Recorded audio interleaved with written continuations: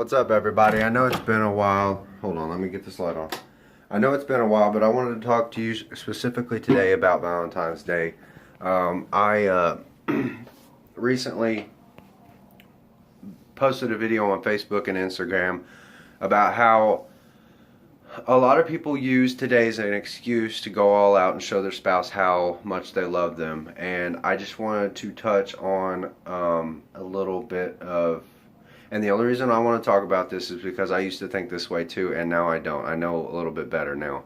I used to think that the only time I was supposed to buy something for my wife or do something for my wife was when when Valentine's Day came around, or her birthday, or for Christmas, or whatever. And that's only 4 days out of the year.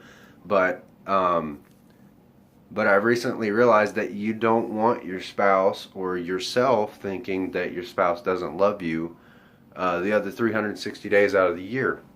So instead of using today as an excuse to go and do something big for your wife, maybe there's a couple of things that you can implement in your marriage that may help you out and actually be better for you in the long run. It may change you for the better. So I just wanted to talk about some things that have changed for me over the years, some things that I used to think about, or that I used to didn't think was important, and that I do now.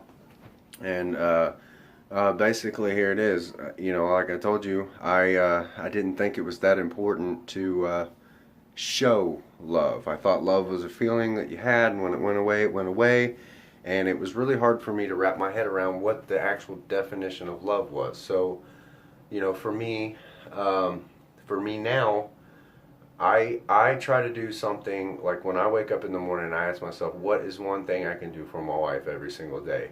And it usually ends up being more than one, but I try to do something for my wife just to show her that I care about her and that I want to help her in this walk of life. For instance, in our house, I usually try to have her work clothes because she's the one who works. She's the breadwinner. She's the one that comes home with the money. So she has to get up and go to work every day. So I feel like part of my job as a husband is to build her up, and one of the ways I do that is I wash her work clothes for her, and I set them out for her. I make sure she has a pair of socks, pair of pants, undershirt if she needs it, and then her work shirt. Make sure that she has her whole attire ready to go, folded up next to her bed, so that way when she rolls out of bed, all she's got to do is get dressed, brush her teeth, brush her hair, put on her makeup. If me doing that will allow her to have time to put on her makeup, so she doesn't have to get up and rush and be in a hurry all the time.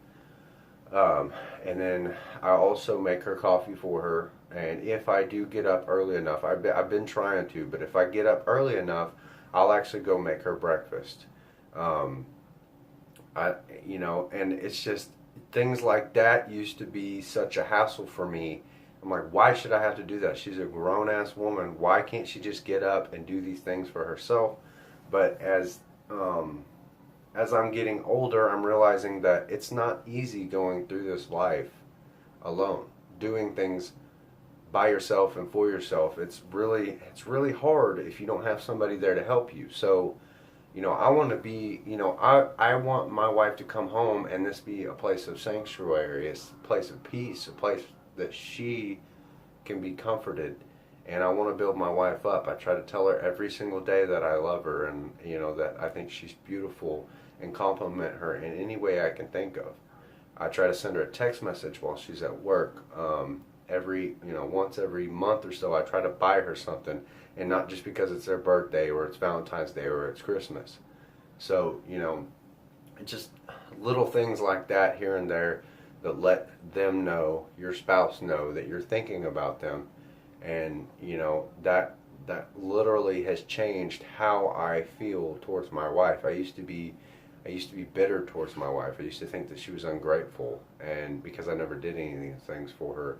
But come to find out, the reason why I felt that way is because I wasn't doing what I was supposed to do as a husband and a spouse. That kind of changed my demeanor. Another rule I applied in my marriage is that I don't complain about what she does or doesn't do. This is our house, and if I'm the one who wants it clean, then I need to clean it. If she does happens to help, that's a plus. And if she does, I thank her for it. You know, make sure that when they do something for you, you thank them for it. Acknowledge the fact that you do appreciate the fact that they did something for you. Don't just let it go unsaid, because then they're not going to have any motivation to do any of that for you or for anybody, let alone. So, you know, and once you get comfortable enough in your relationship, you can joke about the fact that, you know, like today I was joking with my wife about the fact that she's a little messy sometimes, but it's, you know, but I also explained to her, like, it doesn't really bother me because it gives me something to do, because I'm here at the house, and if I stay on top of my chores every day like I'm supposed to, I literally only have a couple hours worth of work. And then it's pretty much just watching the kids and making sure that they eat and do what they're doing after that. So,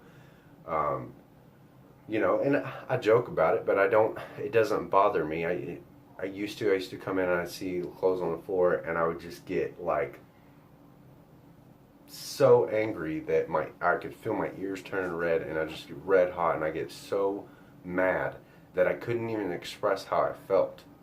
And that was a big issue in our marriage, and I believe, even though things aren't 100% right now, I believe our marriage has come a long way just because I made the initiative to do something.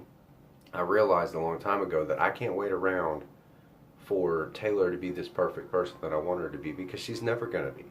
You know, even if she did all the things that I wanted her to do for me, there would be something else after that. So I just need to accept her for who she is and love her for who she is, compliment her whenever I can, and, you know, just show her in how many other ways that I can how much I love her. And, you know, and another tip I would like to give you guys is, don't expect somebody to love you back just because you love them. Never assume that because you love somebody, it's going to be reciprocated, because one, that person will love somebody if they want to love somebody. Same with you. Two, you're only going to make yourself mad. You're going to drive yourself crazy, because I've done it. I've done it in this relationship. I've done it in other relationships. You're only going to drive yourself crazy wondering why they don't love you, and then you're going to go through this whole bitter cycle again. I've had to talk myself out of it like 5 or 6 times. So, you know, I just have to remind myself, do not complain. Taylor is Taylor for a reason. And I have to learn how to love her with her being her. I can't, you know, if I'm always breaking her down, telling her that, you know, if I set up these expectations and she doesn't meet them every single time, that's just a chance for me to break her down, and it doesn't allow room to grow. It doesn't allow her to open up to me, and it doesn't allow our relationship to flourish. So I want her to be open with me. I want to be her best friend. I want her to share everything with me. So because of that, I allow her to share with me whenever she feels like sharing. I don't try to pry it out of her anymore. And I share everything with her because I want her to know that I'm comfortable with her, and I trust her with any information that I have, any tidbit of life that I go through throughout the day. I trust her with that. I don't keep anything from my wife. There for a long time, the reason why I haven't made a video in a long time is because I had to get away from social media. My focus needed to shift, and I needed to focus strictly on my marriage. In order to change myself to be able to be in this marriage and be happy in this marriage, I had to get away from YouTube, Instagram, Facebook, Snapchat, whatever it was, because I was spending too much time on there.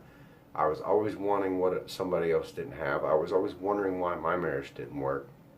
And when I took all that away, I was able to hone in on what was actually going on in my marriage.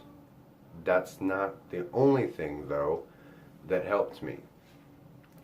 As I probably said in previous videos, I was reading The Love Dare around this time. And I will tell you right now, if you use that book and you apply it, it will help you. If it doesn't help you, you're not trying. So please, pick up that book, get you a couple devotionals to help you go through the day, to remind you, if you're a religious person, or I wouldn't say religious, but if you believe in Jesus Christ, pick up a devotional, a daily devotional, and it will remind you every single day that whether Taylor, or it reminded me that whether Taylor loves me or not, Jesus is still there and everything's going to be okay. It really, really helped me every single day to read it, and it was like I did it religiously. I would get up every morning, I would read my devotionals, and I would read my love dare, and I would do the dare for the day. And for those of you who haven't heard of it, it's called the Love Dare, and it is every day for 40 days. It's a different challenge that you have to do. It's like 3 pages per chapter, and then the last page, which is the 4th page, will be what your dare is on. You read your dare and you do it, and then it's got a notes section where you write what happened after you did that dare, or how it affected your spouse or yourself, and basically just note what's going on in your life as you're doing these dares. It gives you some really good insight, most of which is from the Bible, and you can double check it. You can go back to the Bible and read the verses that it suggests on the page, because each page that you read, if it says anything about, it's basically the book is telling you where it got its information, why the definition of love is what it is, and every day is a different thing. Like one day will be love is not jealous, and it will give you Bible verses where the Bible says that you shouldn't be jealous with your spouse, and it does explain that there are reasons to be jealous, but it will give you definite answers as to what to be jealous about. So I just wanted to get on here and let you guys know that I am going to try to continue to make more videos, because I am in a better mental state now with myself and my marriage and my kids in the current situation that we're in. Just a little update for everybody. Stop, sis. I don't know. Stop. I'm trying to make a video. A little update for everybody. We did move out of the duplex I was living in. It was a 3-bedroom, 2-bath duplex, and then we moved into a house which is like 2.5 miles away from where that duplex is, and it's got a 2-car garage, fenced-in backyard, bigger kitchen, dining room, huge living room. The bedrooms are about the same size, but it is a house and we're not attached to anybody, so I am very grateful for that. And we got it all for $200 less a month than what we were paying, so thank God for that. We were really struggling financially there for a little bit, getting behind on some things. I finally got my savings account set back up, and if you guys don't have a savings account and you don't save 10%, I don't know how you're getting through this life. Save 10% of everything you make, whether you believe in it or not, and I guarantee you if something comes up, you'll have the money to pay for it. So those are my tips for the day. I just want to tell everybody that I love you guys, and that just kind of give you a little bit of insight of what I've been going through for the last couple months.